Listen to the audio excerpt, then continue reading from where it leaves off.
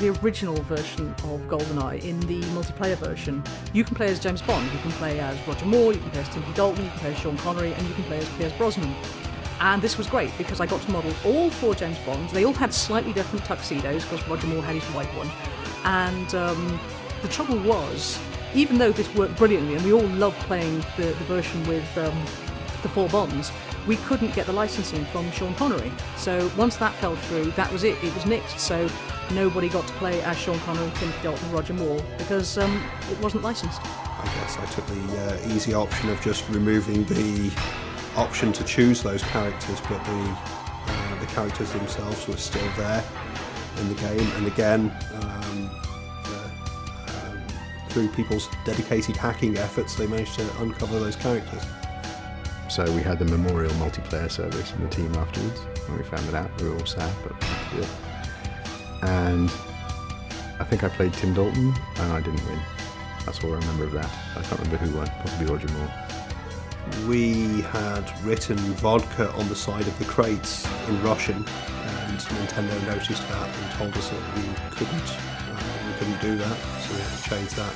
We weren't allowed to have any other female characters apart from Xenia and the other main cast members. So although I did make Moonraker guards for that Moonraker level, the bonus level at the end, all the female ones were taken out because we couldn't shoot them. All the cheats were mine. So they wanted to just put in cheat codes. They wanted to hold them back, release them to magazines. I'd been fixated my whole career on gameplay unlocks cool things. And if you're good, you should be able to unlock really cool things. So I wrote a big spec about how I wanted to have special unlocks in every level, and I decided, I pitched to them, hey, this level you should unlock this thing by doing this crazy goal. I picked which unlocks you got on each level. I had my test department come up with all the times that we would pick, to which led to the 2 minutes and 5 seconds on the facility on 00 Agent to unlock invincibility. That was very intentional. The facility we thought was the best level. Invincibility was the thing people wanted the most. So that was the one that we made was the hardest to get. We put it in a way that was discoverable because the runway, the third level, was probably our least favorite level. So we made a level that took most people a minute or two. We made the time like 7 minutes so that everybody who played the game the first time unlocked the first unlockable so that they could discover this feature of unlock. So that was another one of the things that I did for GoldenEye. GoldenEye, Graham and Grant wrote the tunes for that, but I did manage to get a little bit of music on there. I did the elevator tunes, which was just a bit of fun really. I did it for a laugh and played it to Martin and Dave Doak. And they went, oh, we've got to use that, definitely. I think I did 2 tunes and they made it in. Originally called it Muzak, but then found out we weren't allowed to call it that because it's trademarked. When the game was more robust and towards the end of the production cycle, and when NOA were involved, we started dealing with a chap called Ken Lobb, who was high up in their game development hierarchy, and had helped Rare ship Killer Instinct. He was a big champion of Rare. He was a whirlwind of a man, so enthusiastic, loved games, totally apparent, and we did him a huge disservice by labelling the loudest, most inaccurate gun after him. It was... I'm so sorry, Ken. I'm so sorry. They used to call me Klob, so that's where the name came from. But where the name really came from was interesting. Again, these guys worked as hard as anybody else at Rare, so they were working 7 days a week. Now the game was really almost done. We'd already printed the manual, and we had this gun. It's called the Spider, S-P-Y-D-E-R.